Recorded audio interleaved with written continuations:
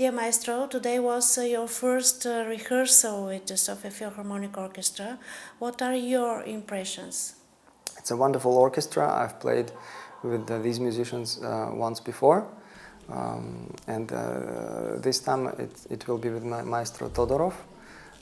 For us, it's the first time to play together, and it will be one of my favorite concertos, concerto by Alexander Aratyunyan,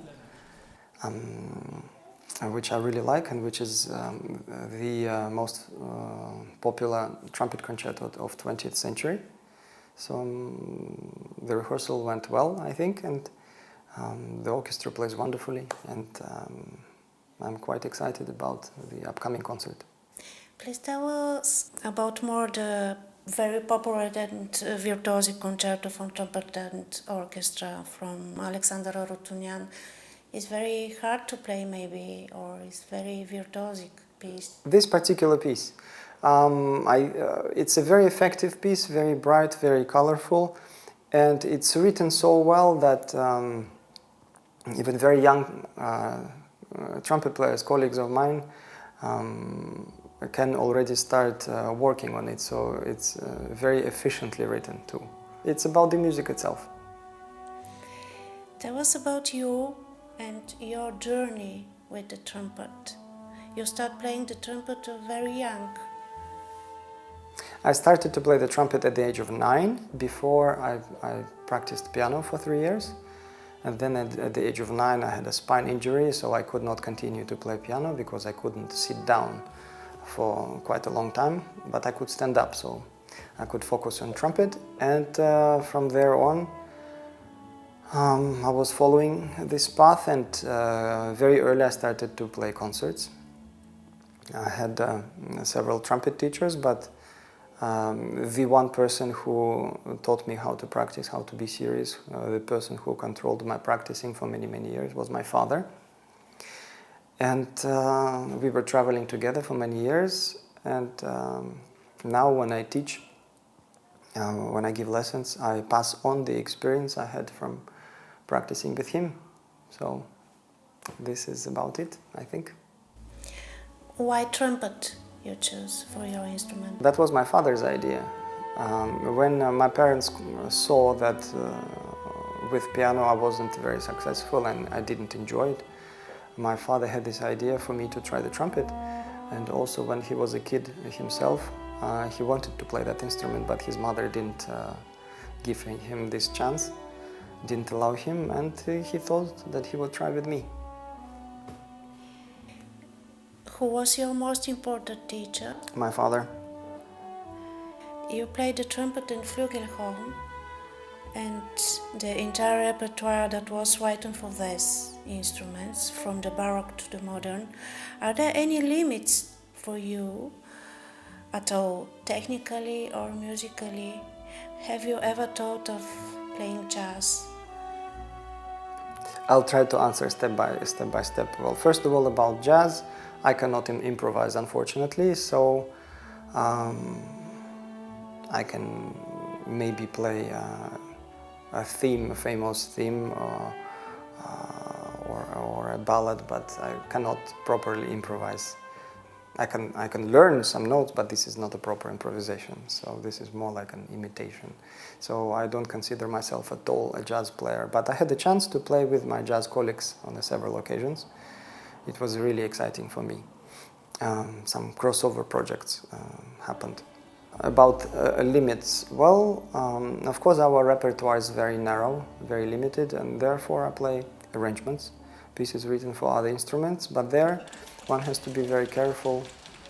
Not everything, of course, can be played on trumpet or flugelhorn, and where is this fine line? I think it's the question of taste. You make the flugelhorn famous for the audience and very popular. In the classical music, flugelhorn, it's true that it wasn't really played before my father wrote all those arrangements, and since I play them quite often, now these pieces are getting more and more known in our brass world. These works have been published, so yes, I can a little bit proudly say that I participated in its popularity, so to say, a little bit. at least. What is most pleasant thing in your profession, and how do you achieve the unique sound of your instrument? I'm lucky to, because it's a job also, I earn my life with playing concerts, but I'm lucky to enjoy what I'm doing. So I know that not everybody in the world is enjoying to do what they do. So it's a part of me, it's my life. So I don't know if I answered the question. Are your lips the most expensive thing that you have? And what do you do to take good care of your lips, of your breath? One has to be disciplined, because these are muscles one has to take care. So playing trumpet is quite a physical thing, and one has to be careful to follow certain rules, to be disciplined. And for each player it's quite individual, but it comes with experience. One has to know about oneself. This takes years. What is your most memorable concert experience? There was a few, and I vaguely remember my very first performance with an orchestra when I was 10 years old, and I played this very same concerto, and some moments which happened that day. But otherwise, one of the concerts that I remember really well, which was very important to me, was to play Tchaikovsky Rococo Variations with Maestro Temirkanov in Paris. This was very special. Which trumpet player of the past you most wish you could have to work with? Let's say a trumpet player that I wish I could have met would be probably Rafael Mendez. He was a Mexican trumpet virtuoso, a genius trumpet player, and an absolute legend. We're currently living in difficult times for artists because of pandemic. Concert halls and opera houses are closing. Are you optimistic about the classical music in the future? It's a difficult topic because apparently for most governments, cultural life is not very important, which is very sad and very often not logical, the choices of governments. Because, for instance, in Paris, when you see that there are no concerts, but at the same time the public transportation is crowded, there is no any logic in it at all.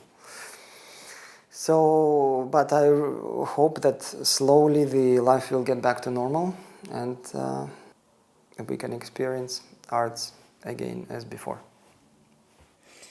If you had to describe your character in musical terms, who would it be? No, I think it depends on the day. It's really complicated, and maybe it's up to my friends to say rather. Thank you. Thank you. Thank you. Thank you so much.